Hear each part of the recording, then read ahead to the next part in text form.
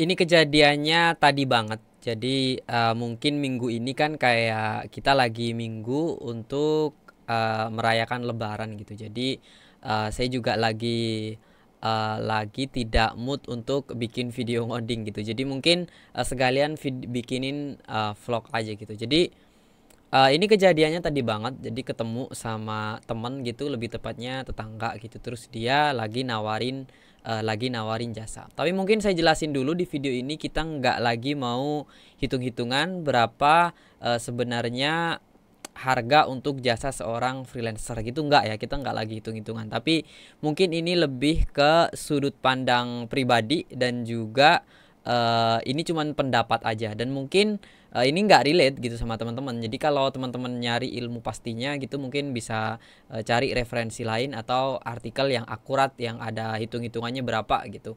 Hey, di sini saya mau cerita aja tentang persoalan yang sering terjadi seputar harga teman untuk jasa gitu. Jadi kan kita kalau memiliki skill, apalagi di IT itu kan pasti skill itu jelas gitu ya. Kamu bisa desain gitu, kamu bisa bikin aplikasi Android, kamu bisa bikin website gitu, jelas gitu. Jadi orang itu kalau datang ketika kebutuhannya tidak umum gitu ya, karena mungkin bidang kita yang memang segmented seperti itu.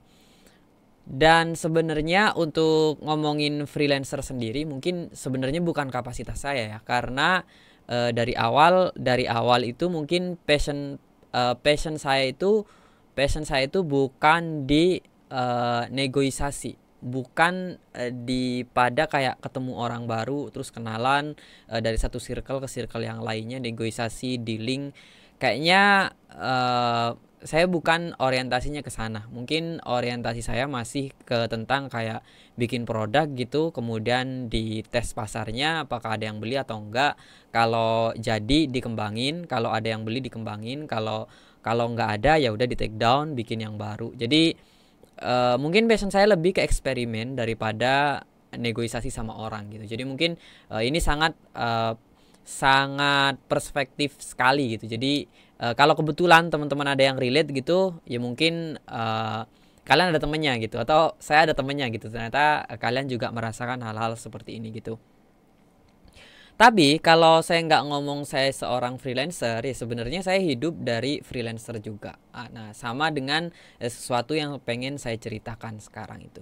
Jadi tadi tuh habis tarawih pastinya gitu, terus tiba-tiba ada tetangga yang pengen ketemu, dia pengen ngobrolin tentang ide aplikasi di kantornya gitu. Tapi bukan kantornya dia itu masih pegawai biasa gitu, bukan bukan staff IT programmer juga yang bikin aplikasi. Tapi karena kantornya butuh dan sepertinya itu bisa dia ajukan ke atas, dan itu juga solusi untuk kerjaannya dia, akhirnya dia datengin saya. Akhirnya uh, negosiasi, pengennya langsung negosiasi harga. Biasanya kan gitu ya, orang tuh kalau mau nanya freelancer pasti takut dengan harganya dulu. Padahal kalau kalian ketemu dengan freelancer yang benar, ya mereka nggak bisa nyebutin harga kalau kita nggak sebutin kebutuhannya. Jadi penting sekali kita tahu kebutuhan sebelum kita minta bantuan pada seorang yang kita anggap freelancer gitu.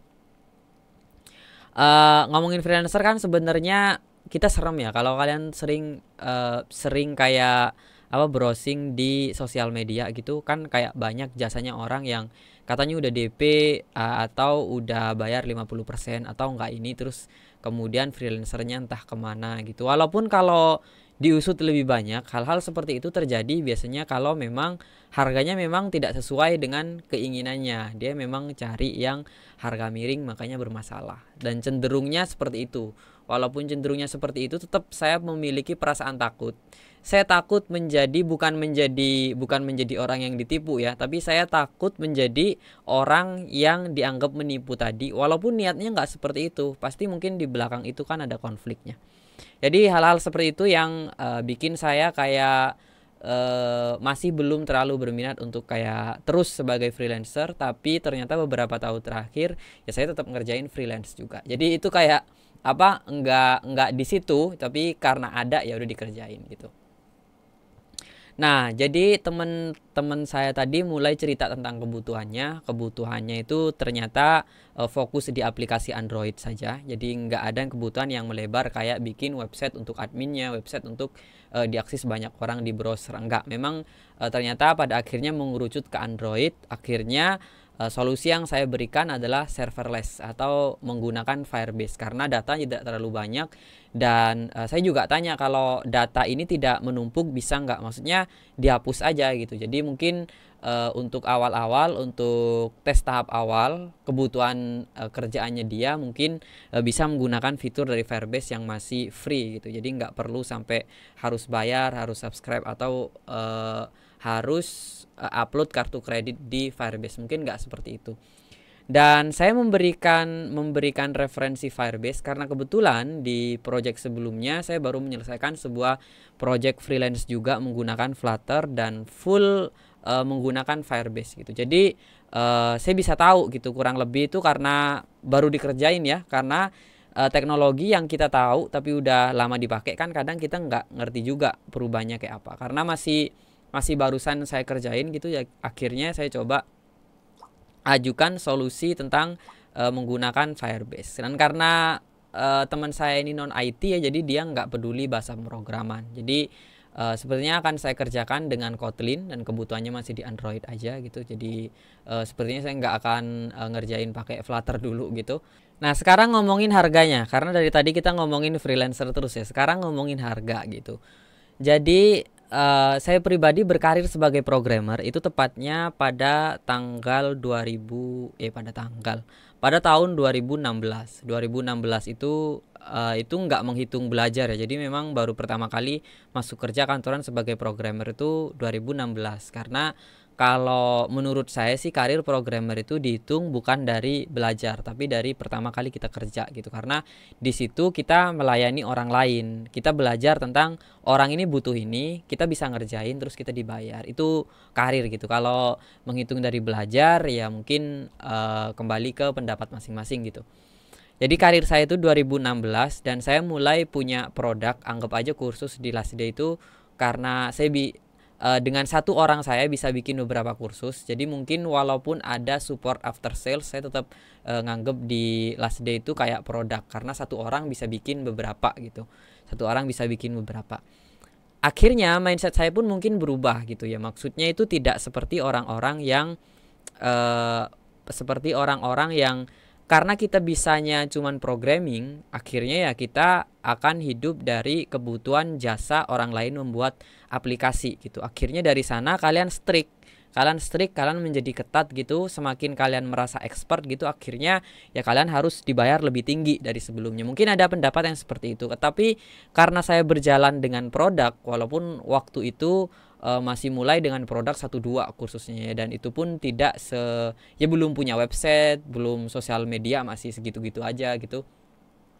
Ya akhirnya nggak seberapa juga, tapi akhirnya dengan memiliki produk itu saya bisa membagi mana yang bisa saya berikan dengan model harga teman dan mana yang tetap harus profesional gitu.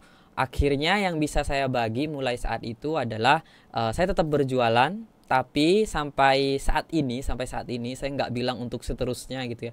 Sampai saat ini saya tetap memilih untuk tidak berjualan ke teman gitu. Sampai mereka memang ada kebutuhan. Jadi saya tidak membatasi diri, tapi lebih ke pengennya kalau ketemu temen ya udah temen aja gitu, kita nggak ada transaksi. Saya nggak pengen juga berjualan ke mereka karena mungkin sikap itu juga yang pengen saya dapatkan dari teman saya. Kalau mereka kebetulan lagi ikut MLM gitu, saya bukan nggak suka sama MLM-nya, tapi kalau kita nongkrong gitu ya udah nongkrong aja, jangan prospek saya karena saya juga nggak akan memprospek kalian. Nah, kurang lebih itu konsep teman pada awalnya kayak gitu. Makanya saya belum pernah kayak jualan secara langsung ke mereka.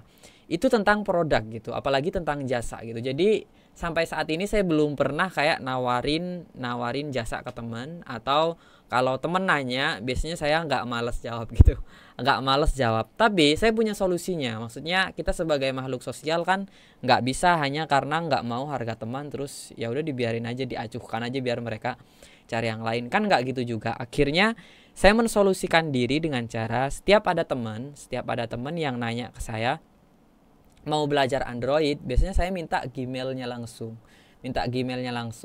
Terus kemudian saya invite di Google Drive, akhirnya mereka gabung di kursusnya LSD. Itu kalau teman-teman dekat itu saya biasanya modelnya seperti itu. Karena kan ada beberapa orang yang kayak kalau nggak usah bayar. Kalau kayak digituin kan kayak kita kesannya kayak kita lagi ini ya, kayak lagi apa ya, sebenarnya nggak pengen kita punya sesuatu yang lebih yang untuk membantu mereka, nggak juga.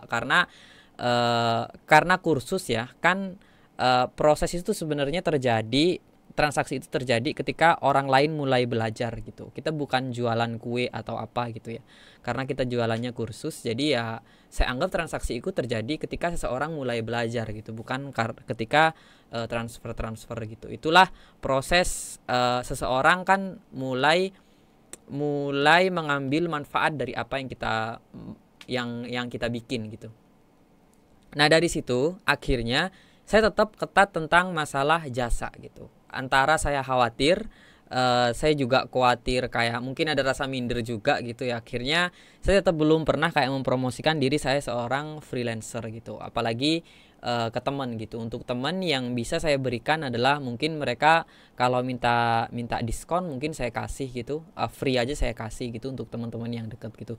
Jadi untuk ukuran produk saya bisa, tapi untuk jasa itu nggak bisa.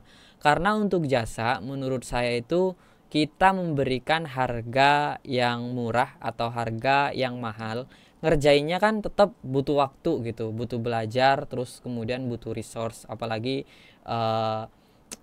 kalau kita sudah menggunakan PC yang mungkin PC sama laptop sama, terus kemudian ada kebutuhan listrik yang banyak, intinya sesuatu yang perlu kita upgrade juga, misalkan lagi butuh untuk ganti RAM, itu kan sebenarnya masuk di pembiayaan kita untuk kerja gitu kan ya. Jadi kadang kalau saya dibayar terlalu murah pun biasanya kalau teman sendiri itu gimana caranya agar obrolan itu berhenti di situ gitu. Jadi saya nggak usah nolak, tapi gimana caranya orang tersebut sudah tahu kalau saya nggak berminat sama projectnya dia gitu. Jadi kurang lebih seperti itu. Jadi yang tadi itu ketika akhirnya dijelasin, ketika dia cerita gitu, teman saya cerita tadi tentang kebutuhannya di kantornya, terus kemudian saya coba ambil kertas gitu, akhirnya saya tulis semua gitu, misalkan loginnya butuh apa aja, kayak test case-nya apa aja gitu, apa email, apa cukup username aja, terus kemudian data user yang perlu disimpan di database-nya apa aja, di breakdown semua. Terus ternyata memang kayak kurang lebih kebutuhannya sama dengan project sebelumnya yang saya pernah bikin. Akhirnya saya ambil HP, terus saya tunjukin ke dia. Nah saya itu baru menyelesaikan project ini. Terus harganya pada saat itu saya langsung bilang terus terang. Nah project ini saya hargain 5 juta kemarin ke teman saya yang sebelumnya, mau nggak pakai harga ini gitu. Jadi pada saat saya bilang harganya 5 juta, saya sudah tidak berharap dia menawar gitu. Jadi kalau dia menawar ya udah nggak usah deal aja gitu. Karena ya balik lagi, karena menurut saya punya bagian lain untuk diberikan ke orang. Untuk masalah waktu ini saya tetap agak ketat gitu, daripada saya mengerjakannya setengah hati gitu kan, nggak enak juga. Mending saya tetap alokasikan waktu untuk tetap bikin produk baru atau hal-hal yang masih berkaitan di Last Day gitu. Dan itu aja, karena itu kalau bikin produk di Last Day itu enak. Produk di Last Day kan saat ini tuh bisa bikin video free di YouTube, terus kemudian bikin video kursus premium yang bisa teman-teman beli juga. Jadi akhirnya terus kemudian kalau ada teman yang butuh course gitu atau saudara gitu, saya bisa memberikan pelajaran gratis. Jadi satu kali bikin itu manfaatnya banyak gitu. Jadi daripada saya meluangkan waktu untuk freelancer yang harganya tidak sesuai gitu, yang mending dia cari yang lain aja. Mungkin saya akan bertemu dengan orang lainnya atau kesempatan yang lainnya. Mungkin kayak gitu cara saya untuk mensiasati persoalan harga teman. Jadi sampai saat ini walaupun saya tidak seantusias itu untuk mengerjakan project freelance, tapi pada faktanya dari pertama kali belajar programming sebenarnya sampai sekarang freelance-nya nggak berhenti ya. Cuman memang kayak ada jeda beberapa bulan dulu, terus ada project baru. Kalau masalah harga ya paling ada di angka segituan. Karena saya sendiri sebenarnya kalau project besar itu menurut saya harganya nggak bisa cukup dengan harga mahal, atau project besar itu apakah budgetnya besar? Enggak.